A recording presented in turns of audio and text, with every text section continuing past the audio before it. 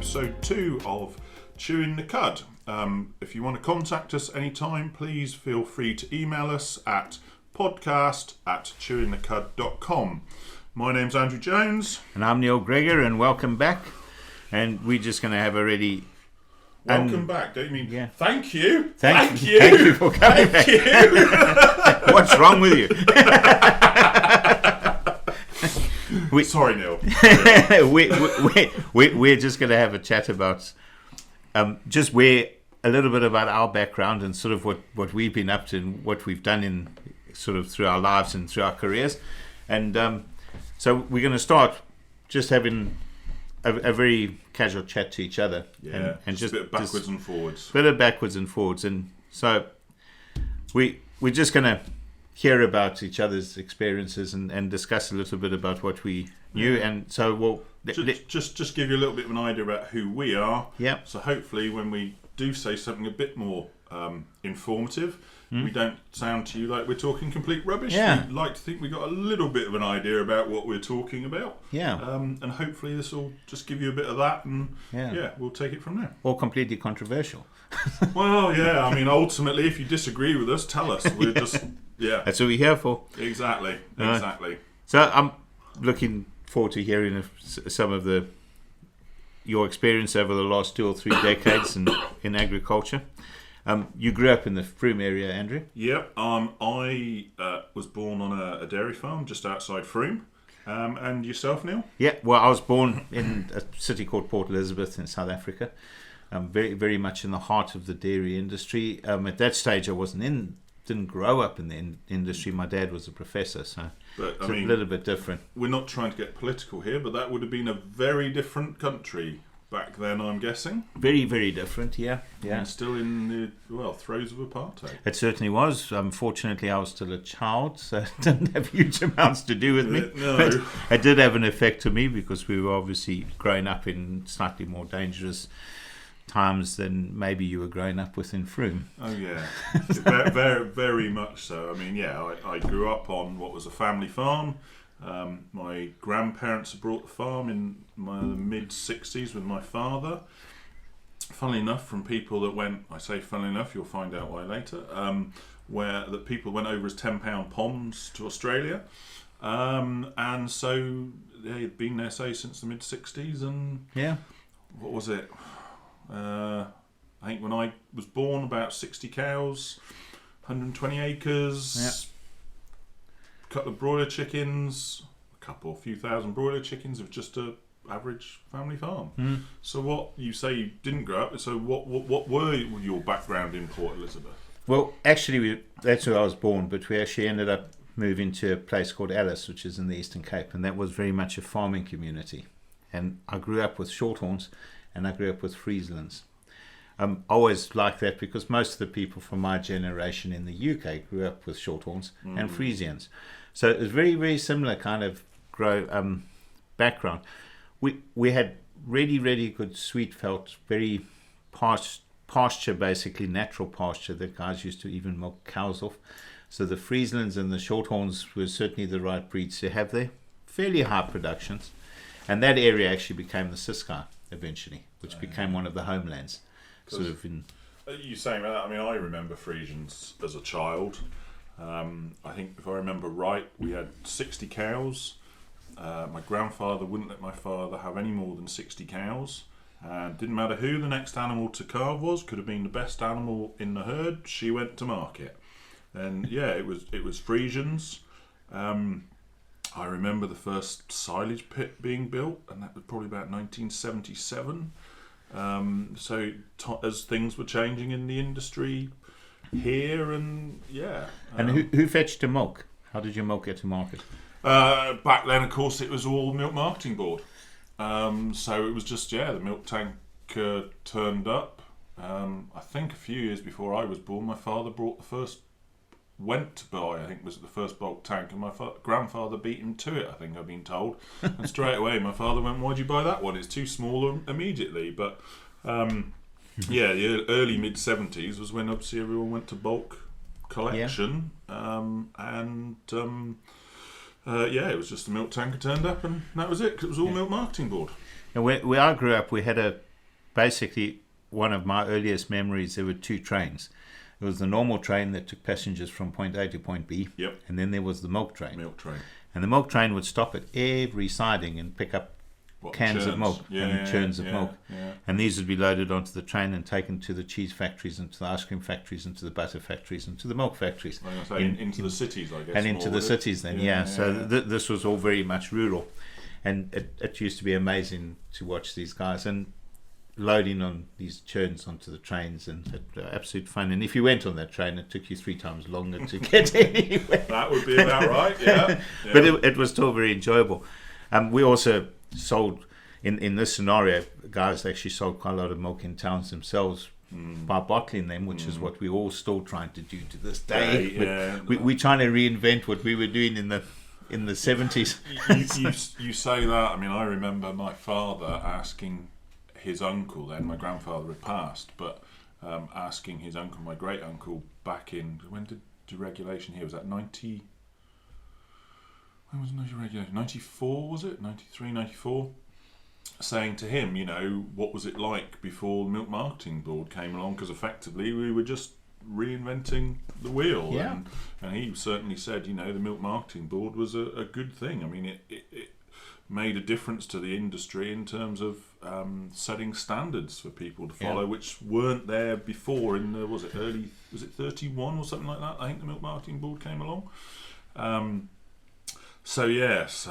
anyway. We were actually covered in boards at one point in South Africa. We had a milk board, a wheat board, a maize board, a meat board, a dog board, any board you wanted. Unfortunately, the big problem with them, they all ended up top heavy. Yeah. And unfortunately, it's the most positive thing for agriculture was boards. Yeah. But they were actually destroyed more by politics and by people getting jobs they shouldn't have actually been doing, who didn't know how to do them, and were probably not from farming backgrounds as much as they should have been. And we lost control of it. And unfortunately, as a result, we've pretty much lost all those boards. Maybe there's some still remaining, but it certainly was watered down. So certainly, I don't know if it's changed. It certainly was in Oz still. You still had the Australian wheat board, and that were big for the export. Yeah, absolutely. So, but then, so what got you into agriculture then? Absolute, complete, and passionate and ridiculous love of cows. So I've always loved Holsteins. It's never. They always said that the weakest child in the family went to study agriculture, didn't they? Oh, did they? Okay. So I had to go and study agriculture. Yeah. So you asked me why I loved cows. Well, somebody had to. Jokes aside, it was always my absolute passion. But what got that passion to start with? What made you love cows? Was it, because you said you didn't grow up on a farm, was it there was the neighbouring farm and you went and did some work as a kid, and that's what drove it? A bit of ready cash, which is always at that age a good thing, or what started it? It wasn't even cash, because I don't think they ever paid me, but I definitely had an interest in the family who were farming with cattle. I loved going to the cows. I loved being amongst them. I loved working with the people that worked with the cows, my kind of people. Yep. And so definitely that's where any passion is developed. And then just individual people. I had an uncle that was passionate about farming, and I was a little bit attached to him by the hip. And wherever he went, I went. And so we went to lovely places, went to sales and shows, and so that's where my influence came from. So then moving on from that, you studied agriculture. Where did you go from there to get... Well, what was the next step for you? The interesting part of it is that my career was accidental. I decided that I was going to go farming. My whole life was aimed, I was going to be a farmer. Actually farm yourself? Absolute farm myself. When I finished studying, I applied for a job as a Holstein classifier, and I got the job. And the rest is history. And I never went back to farming. Tell me a bit about what happened with you. If I'm honest, like I say, I grew up on that farm. I wasn't going to farm. It was something I did at the weekends because I had to, not because I wanted to as a teenager. I had to do the scraping up and what, like you do as a kid. Milked occasionally, helped my father milk when I was younger, but wasn't something I particularly did. more just scraping up and then just doing other jobs like rowing up silage and all these kind of things during the holidays and helping with hay and straw. You know, it's a lost art, I think, these days, stacking small bales on a trailer. And then I went to uni to do something completely different. And after a couple of years, decided I was actually missing the cows. So quit uni and went to Ag College instead. Studied down at Cannington. And while I was there, my parents decided to fulfill a long-time dream of emigrating to Australia. So I finished, emigrated to Australia with them, and farmed out there, and the rest we'll soon see. Oh yeah, exactly. So I mean, going on to there, I mean, from yourself, you classified. What happened after you classified? Well, I sort of, after I classified, I joined the AI industry with genetics sort of in between, as well as classifying and working for the AI industry at the same time. So I sort of got into genetics. My passion was always mating programs, helping people to breed, getting pedigrees right, not inbreeding, getting all of that kind of stuff that you can be offered. But I just have to come back to your loading bales before we carry on. It was always a great passion of people, how many bales they could load, how high they could throw them. And we've got a guy called Osturant that was one of the original World Cup winners. Yeah. Those kind of farmers, they didn't go to the gym. No.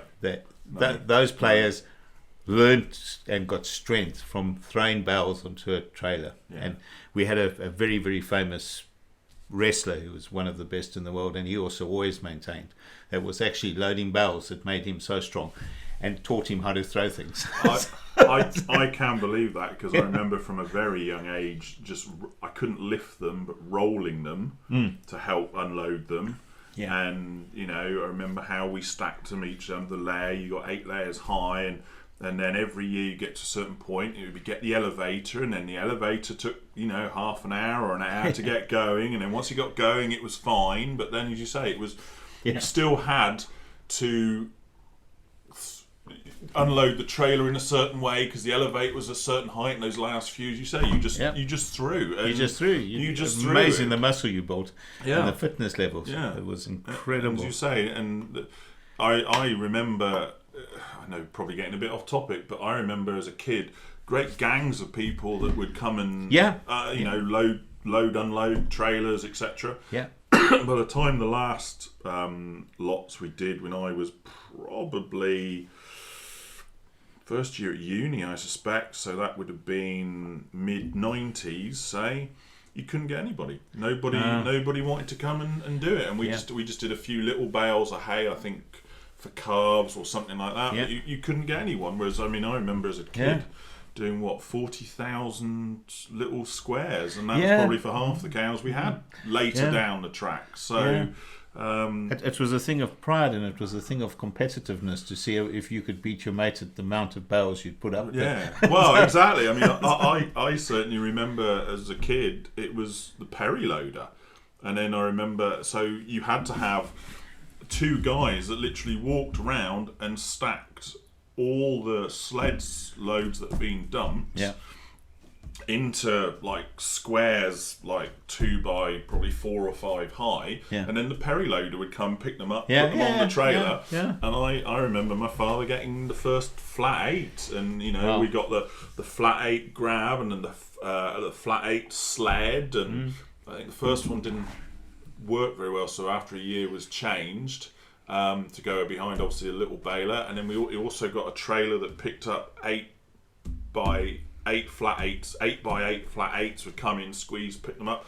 But I think that only was ever really used for about a year, and then just sort of sat in the back of the shed and never touched not again. really used, and then sold again later, sort of thing. So that's right. We're old. Well, we're not really, but it makes us sound old. We've lived. Yeah, exactly. Just a question about those days, though, because we sort of speak quite a lot about genetics and breeding forward and the way that we feed cows. What your grandfather said that 60 cows was sufficient. Yep. Now, was he right or was he wrong? I mean, was small family farms better in compared to what we do now? I don't know, because let's be honest, I was only a child, so I don't remember a lot of it. Yeah.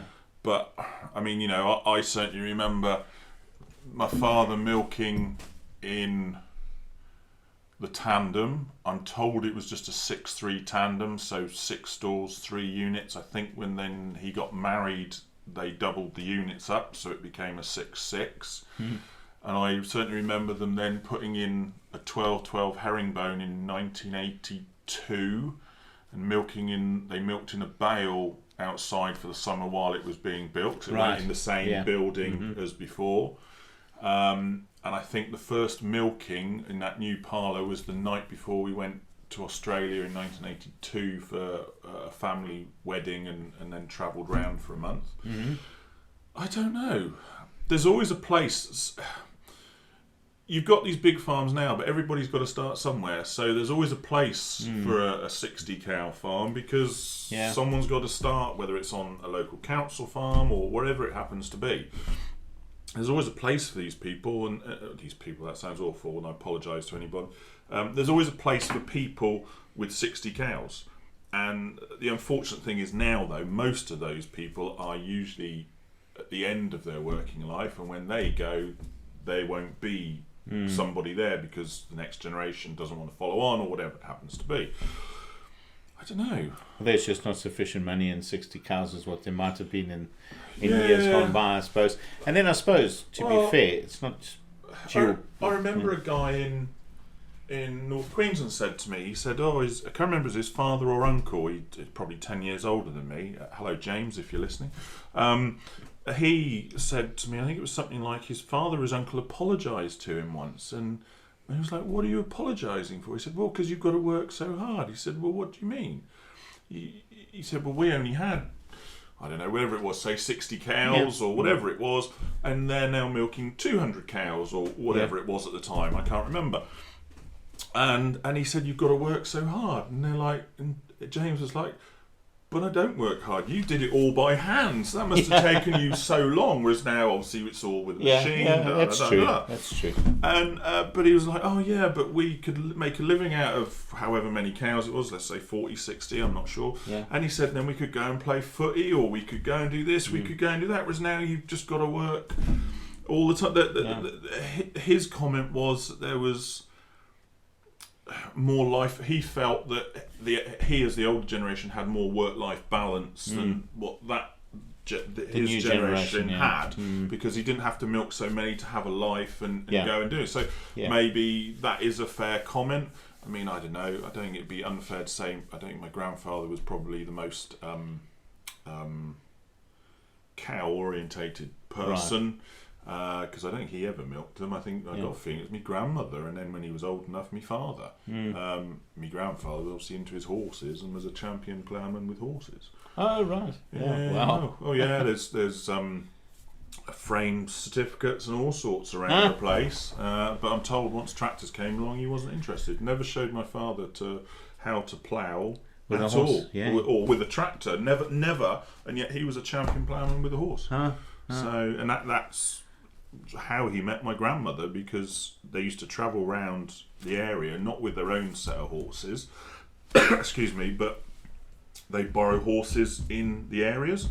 So my grandfather borrowed my great-grandfather's, so my grandmother's father's horses when he was in that area, and that's how they met originally. So I grew up in a world where a lot of people used oxen as a bit different. Yep, a little bit different. It's also what are they temperament wise? The most wonderful animals. Are they calm and peaceful? And because they obviously, you just get the impression they're just big, strong beasts. So I'm sure they must be Shire horses. No, they certainly are, but also gentle giants. Most of them. Yeah. Obviously, I presume one would sort of have to remove the ones that weren't gentle giants. Because, well, I suppose like horses or whatever, isn't it? Yeah. Let's be honest, we all get cows that are absolutely vicious little individuals that don't last. Yeah, you don't have to retrieve your plough from some other farm. No, because the oxen's run off. It's just not good for the tar road. So we've got off topic. As you can tell, this is kind of going to be a bit like, or hopefully. So what drove you? Obviously, you got into the genetics game. you were doing that in South Africa, but obviously you're not in South Africa anymore. So what brought you from South Africa to here? Well, there's a few things brought me. I wanted to see what the UK and maybe a little bit closer to Europe's dairy farming looked like. See something a little bit more different. Yep. Obviously, the political situation in South Africa wasn't great. So when did you leave? Like post-apartheid? Oh, yeah, well past But it was apartheid. still... Yeah, well past apartheid. 2008 would have been 15 years, I suppose. Has that been after Mandela? Yeah, by that point? after he'd been released. It would have been as 15 he'd years. been president as well. Yeah. He wasn't president anymore. Yeah, no. And but yeah, he had you been. do hear some. One does. It hasn't been a walk in the park, unfortunately. It's been very complicated. But agriculture still is what we've actually discussed before is the turning point for the whole country. Still remains and turns on agriculture. We'll discuss this further because in our, I think both of our experiences, we can actually say that we've seen countries where they've destroyed their agriculture, and this has happened in Africa and Asia and many other countries, and how an influence that actually has on, and people don't actually understand that because they don't actually look properly. So unless you're in agriculture and you've actually seen that, you don't understand it. And it does, when I look at anybody that's opposing agriculture or trying to tell us how to do it or what we should be doing, all they need to do is pop over and go look at countries that destroyed their agriculture systems. It doesn't look good. People starve to death. Yeah. and these were fairly civilized countries where this happened. So, anyway. Yeah. So, let's back to it. You went to Australia. I went to Australia, parents fulfilled that dream, so then I spent 6 years in far north Queensland, which is undoubtedly an experience in itself, so hello to anybody from far north Queensland that knows me. And then 4 years down in Western Victoria, so again, hello to anybody in Western Victoria that knows me. And then returned back to the UK in late 2008, just before Christmas 2008. Okay, so we arrived at the same time then. Yeah, it must have been. I guess from my point of view, it was only supposed to be a holiday. I hadn't been back home for 10 years. It was just as the credit crunch happened, and I sort of looked at jobs on each end and eventually got a job over here milking someone's cows, and ended up staying. Is it 13 years or whatever it is later? Yeah, 13 and a half years later, I'm still here. Yeah. Amazing.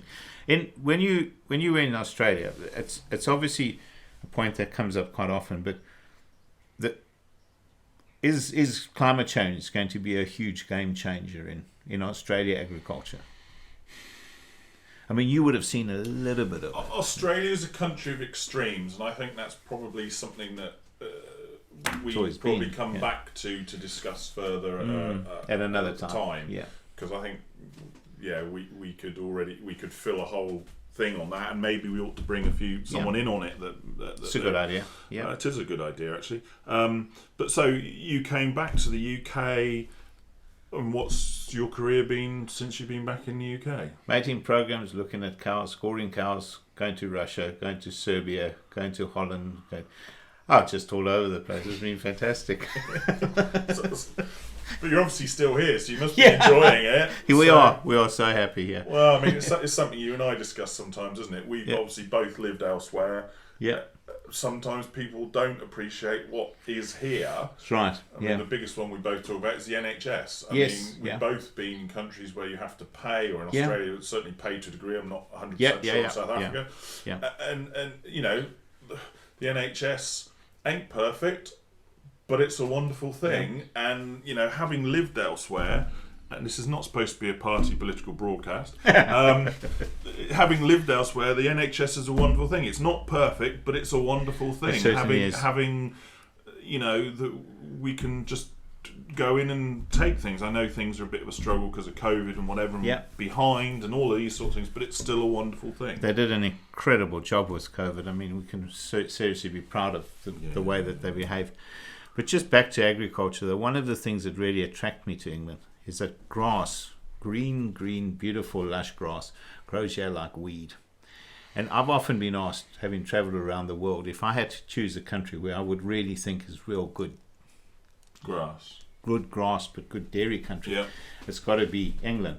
It's got to be the West, and certainly really. the Southwest. I mean, you look at, let's be honest, because of where we are, because of the Gulf Stream, you've got Ireland, Yep. and then you've got the Southwest, or you've got Cheshire, or I guess the west of Scotland. The west side of Yep. the UK Certainly is fantastic. It's phenomenal. And I can say, I'm not been to New Zealand, which is obviously a place with good grass, but Yep. I mean, we can talk more about Australia another time. But I mean, when the season was right, it could grow grass. Don't get me wrong. Yes. But that growing period, we weren't so bad. But I knew places in trying to think the name place, but in South Australia, where their growth window was 6 weeks. Mm-hmm. Grass growth was 6 weeks. Yeah. So they grazed for 6 weeks, and the rest of the time they fed silage. Yeah.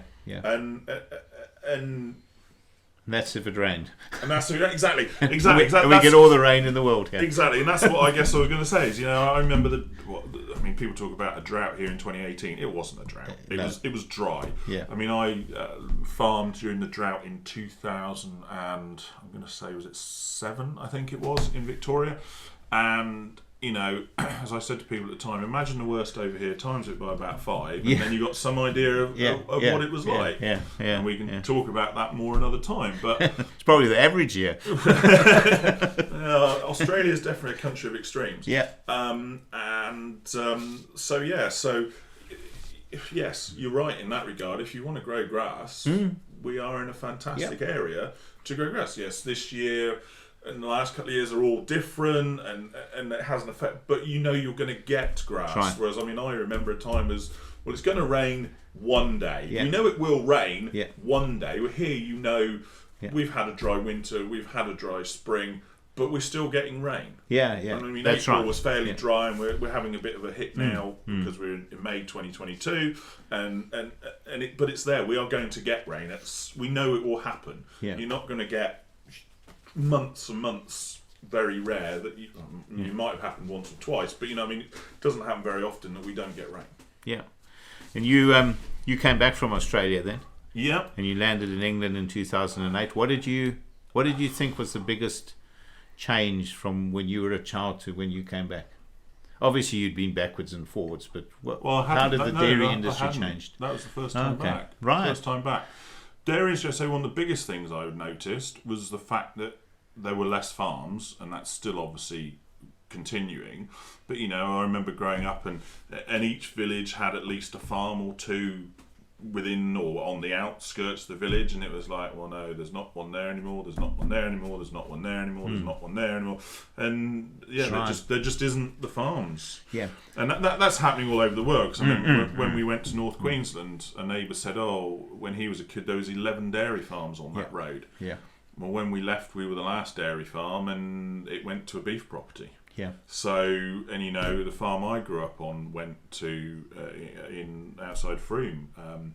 Initially went as a guy was doing beef and another business out of there, and now he sold it. And there's no cattle or anything on. If there are, they're just somebody grass keep. Yeah. There's not it's not a farm anymore. No. I mean, you walk. I walked over it several times. The farm. And all the work my father did in putting drainage in and hedges and fences, and it's all just gone to rack and ruin because it's not some of the land is still farmed, but it's being farmed by. This is not meant to sound awful. It's being farmed by people that don't own the land. They're only renting it, so they know they might only got it this year, next year. They're not not building for the future. Not building for the future with it exactly, and so therefore they're farming it.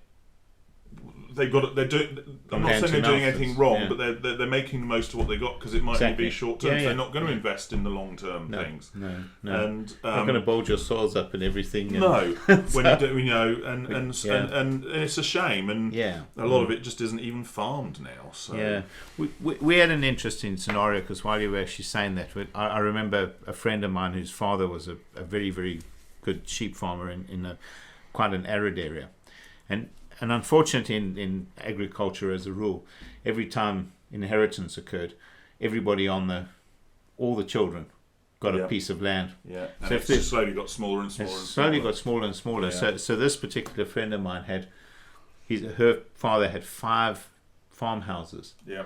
On his farm. Yeah. And he was a very powerful and good farmer, and he was making a lot of money out of it, we must say. But in the end of the day, he needed those 5 farms to actually survive. And I think that was one of our biggest problems, wasn't it? With the division of, you also got people that didn't want to farm that ended up almost being guilt-tripped into farming, and they didn't do a good job of it. They didn't build their souls up, and they didn't. Well, let's be honest. There is a lot of land out there now in this country that is not being used for farming. It's being used for leisure, be it horses or whatever it happens to be. That it's not farmed, or if it is, it's owned by someone.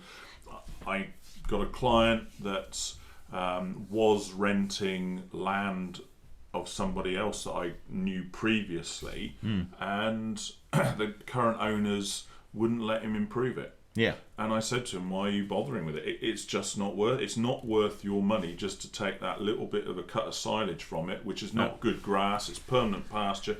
They weren't allowed to, plough it up to reseed it or to put some kind of cropping in it, and it's not doing anything. It's not." I don't know, I suppose you could argue I'm one of those that still thinks we should try and do as much as we can, maximise what we've got. Yeah. But there are... I think we're learning that the hard way, though, aren't we? Maximising what we've got. Yeah, when we go through a time like we're going through now, it definitely shows you that maximising what we've got and doing our own thing and making sure that we can do our own thing is vital. Exactly. It's vital for the survival. I know.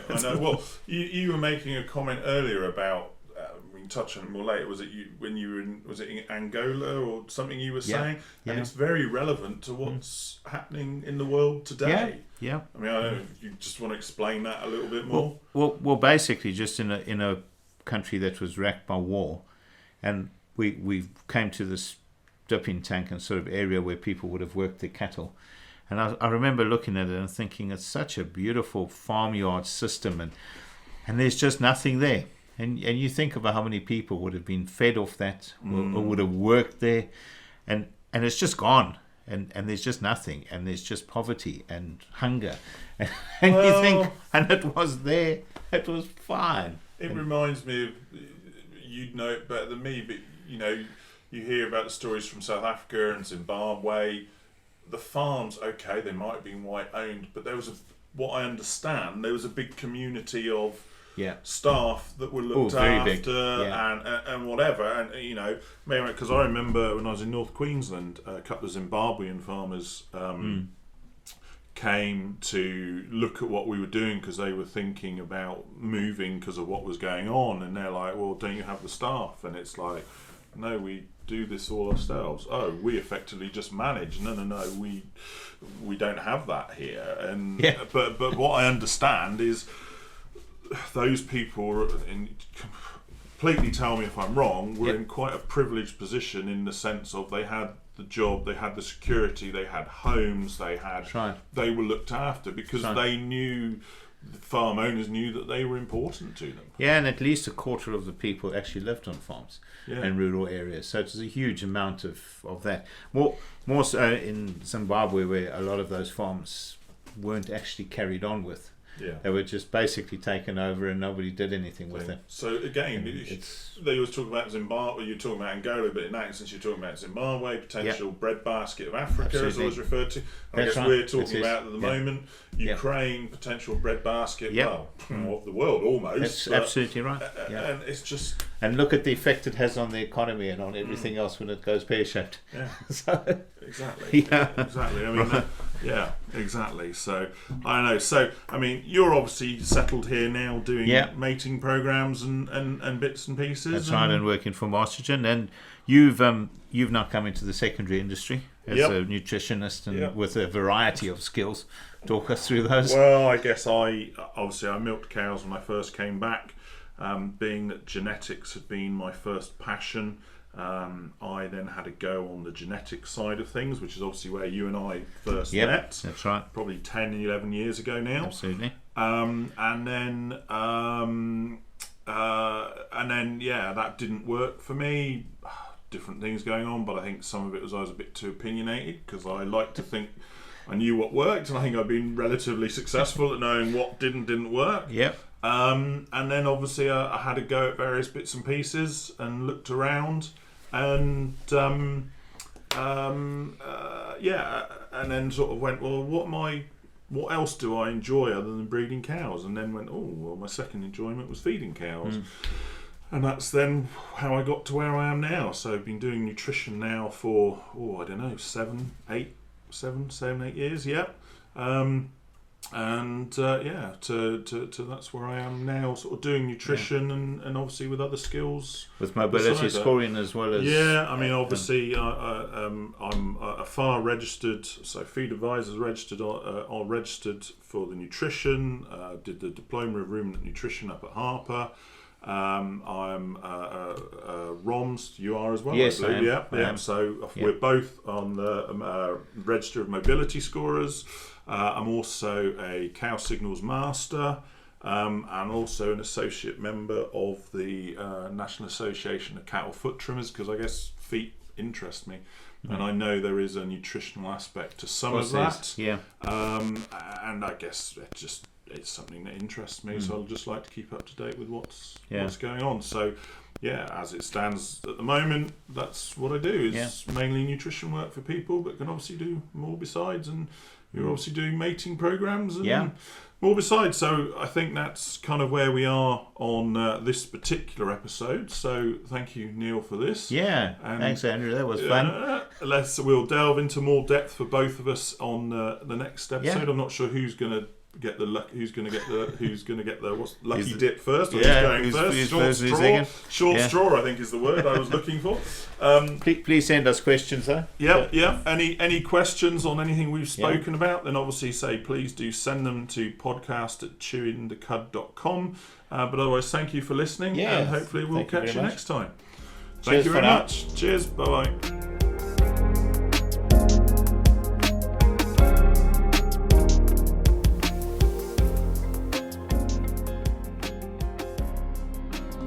Now for the really boring bit, I'm afraid, the legal disclaimer.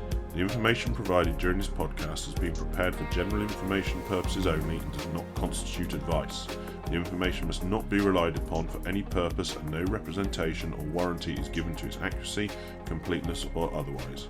Any reference to other organisations, businesses or products during this podcast are not endorsements or recommendations of Chewing the Cud Limited. The views of Andrew Jones are personal and may not be the views of Chewing the Cud Limited, and the views of Neil Greggor are personal and may not be the views of Master Gen Limited and any affiliated companies. Thank you for listening, and goodbye.